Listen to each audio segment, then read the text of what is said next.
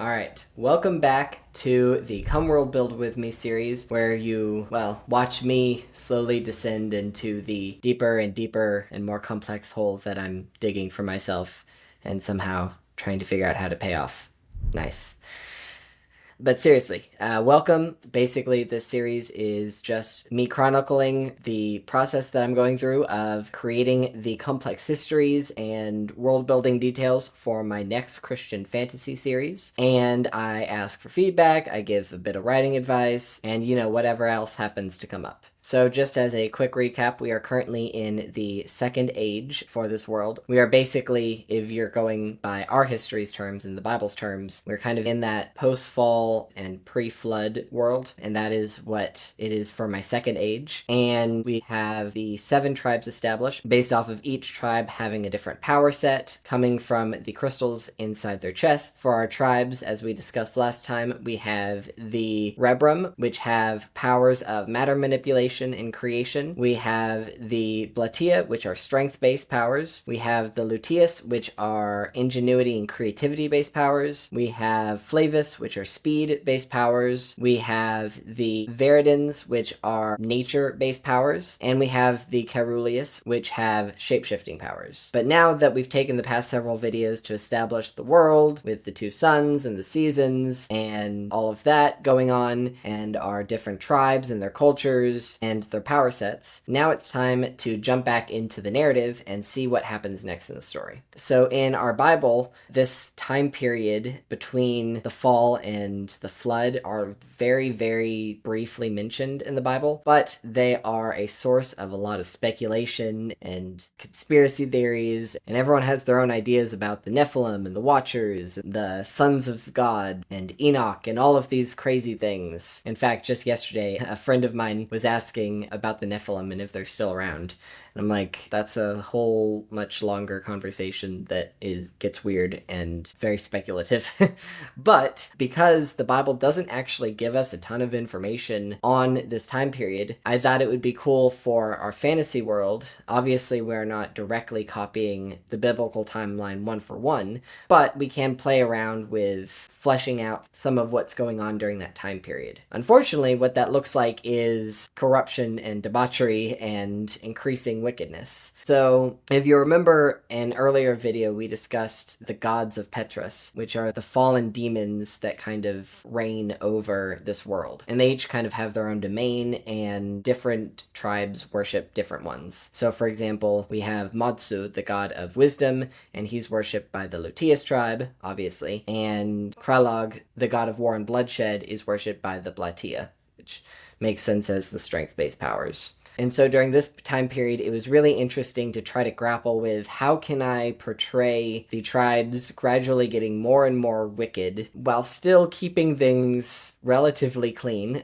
because this is Christian fantasy and this is likely going to end up in the YA genre. So if I decide to mention any of the history of this world in the series itself, I have to keep it relatively clean. But at the same time, a lot of people believe that just because something is Christian and clean, that makes it sanitized and overly safe and boring because there's not actually any darkness or stakes or grittiness in the world. And yet, that is not at all the case. One of my favorite authors is Ted Dekker, and if you read his books, there's plenty of darkness and plenty of grittiness in all of his books, but especially ones like House and 3, which I wouldn't recommend reading unless you're ready for that. A lot of people think that Christian necessarily has to be overly sanitized and have no gritty elements, and that is not at all the case. You can portray darkness, you can portray grittiness, you can portray even debauchery, but portray in a way that ultimately points people back to the light. It needs to be redemptive. So it's not just gory and graphic and dark for the sake of just being gory and graphic and dark. It is portraying those elements to ultimately be redemptive and point back to God, point back to hope, point back to the truth and the light. And if you're interested in discussing that more, I actually have a whole video from a while back discussing if you can have dark elements in Christian fiction. But either way, you still have to portray it well, and you can't just go in on embracing all the graphic details. And even if you could, honestly, that's not really how my brain works. I tend not to go to the graphic and the dark. Maybe it's just because I haven't seen enough horror movies and have no plans to, because not my thing. No, thank you. If you enjoy that, feel free to. Good for you, but that is not my thing at all.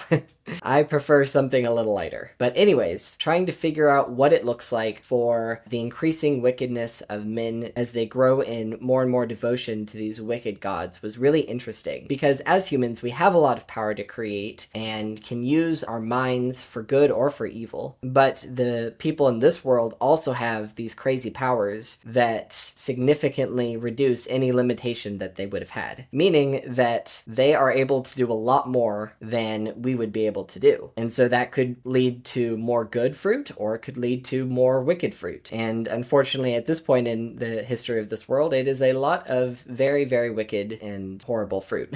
And so I won't get into every little detail, but some of the things I was thinking for this are things like the easy one, obviously, is human sacrifice. Seems like all of these ancient cultures serving wicked gods always love their human sacrifices. I wonder why.